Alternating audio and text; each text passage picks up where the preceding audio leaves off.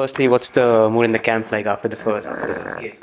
Obviously, straight after wasn't great. We didn't get the result we wanted, but boys are bounced back now. We can't really dwell on what's happened. We got to look forward to this weekend. So mood's been good. A couple of good training days. So yeah, been good. But there's been a pattern of late where you've been very good in the first half. The discipline has sort of dropped off in the second half. Have you been able to understand why this is happening repeatedly, and is there a fix to it? There's always a fix, yeah. Obviously, we've looked at parts of the game. When people come off the bench, I've done it numerous times. You obviously come on at a higher intensity, trying to change, sort of have a play in the game, and sometimes it doesn't work out. Obviously, I haven't dived too much into that, but yeah, I'd assume that's potentially why. And moving ahead to France, they're a massive side, physical side. Yeah. They have a lot of quality coming off the bench as well. What are your plans to crack with them? I think we've got our game plan. Won't say too much, obviously.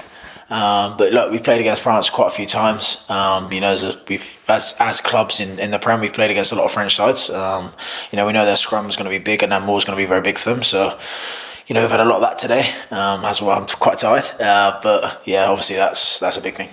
And I'm sure you've been asked this before as well. How do you stop Antoine Dupont at the time, at the moment? How do you stop him? Tackle him. Have you got any specific plans against him? No, not really. We know he runs a lot. Obviously, so around the ruck we've got to be more high alert. But apart from that, if he pulls off magical plays, fair play to him. And as much as you're able to share, what have you been working on specifically for France? Mainly just our basic stuff. In defence, obviously our double shots, rolling away. Obviously, I gave a penalty on the weekend for not rolling away.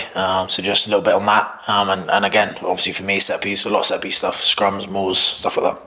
And was it different playing with Mauro Itoje as captain and with Jamie George coming back with the camp? Surely the mood must be a bit more positive. It's always been positive and happy. Maro's a good captain. He wouldn't have been picked otherwise. He's a good leader. He's been a leader since I've been involved in the England team. So, Jamie coming back, obviously he's a bubbly character, so it's definitely lifted the mood. So. And back at Twickenham, surely that's positive. That's a good positive to start with. Yeah, definitely. It's always good to play at Twickenham in front of your home crowd. Obviously, hopefully we can put on a good show for them and get a big win. But we're going to look to try and play well for our fans. Yeah. And are you expecting France to be a tougher opponent than Ireland?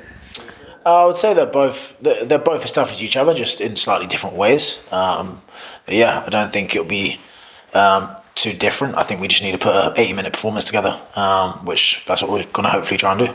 And obviously we're going to move to France at one point, but that didn't materialize. What is it about French rugby that attracts you? I think it was more, I've been in the Prem for X amount of time, and it was more just, it wasn't going well for me internationally at that point, so it was more just to give myself a chance and my family a chance to experience something different. So that was the main reason.